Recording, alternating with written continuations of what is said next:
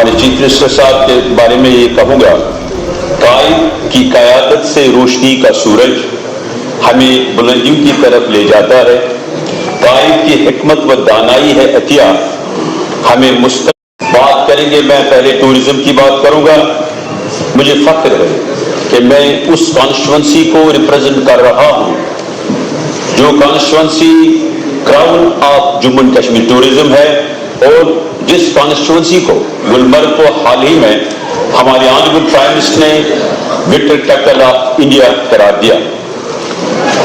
Speaker साहब, honourable prime minister ने 2014 tourism infrastructure development के लिए 2000 करोड़ का ऐलान किया था, लेकिन 2016 में हमें फर्स्ट इंस्टॉलमेंट मिला जो 5 सालों में देना था 2000 करोड़, only 400 करोड़। जो balance 1600 crore with government of India minister of tourism है।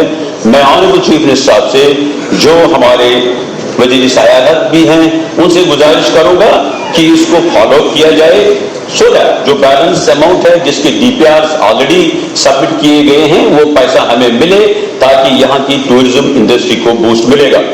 इसके साथ साथ जहाँ बात कर रहे हैं सभी about the development authorities, development authorities का कंसेप्ट था स्पीकर साहब कि रिसोर्ट डायरेक्टर बनी, CEO will function as resort director, इसको सस्टेनेबल डेवलपमेंट हो रिसोर्ट्स में।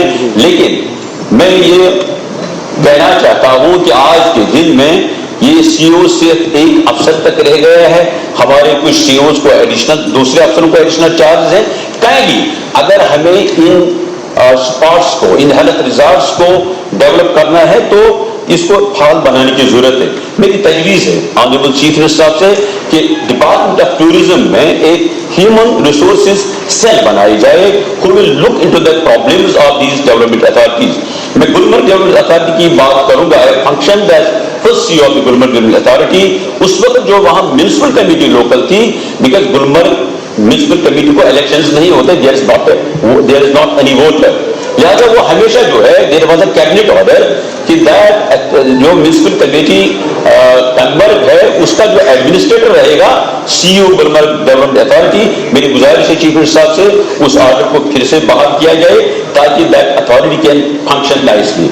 इसके साथ साथ मैं तजवीज रखूंगा ऑनरेबल चीफ मिनिस्टर साहब को कि we should focus on seasonal festivals. अगर हम प्लेस स्पेसिफिक करते हैं, मेरे ख्याल में उसमें कोई माने नहीं है, सो दैट इन एडवांस हम उन फेस्टिवल्स की तखीर करें। एक फेस्टिवल ऑर्गेनाइज करने का मकसद होता है to attract more and more tourists.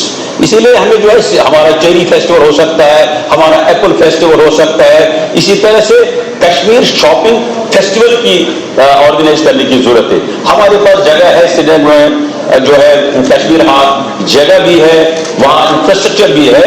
We can have it from 15th April onwards, ताकि हमारे जो आर्टिजन्स हैं जो इसी पर डिपेंडेंट हैं उनको जो है रोजगार मिले।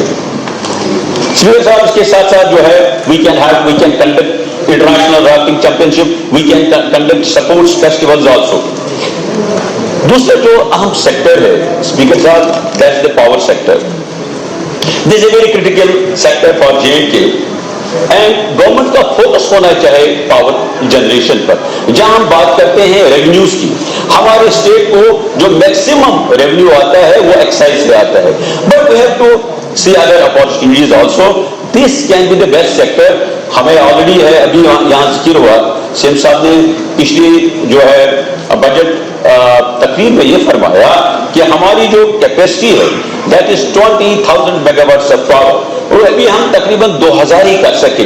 अगर हम छोटे छोटे प्रोजेक्ट्स को पीपीपी मोड पर लाएं, इसी तरह से हमारे जो इन पाइपलाइन है इस वक्त कीरू, कावर एंड इसी तरह से डायरेक्टली वहां से हमें 900 मेगावाट पावर आएगा।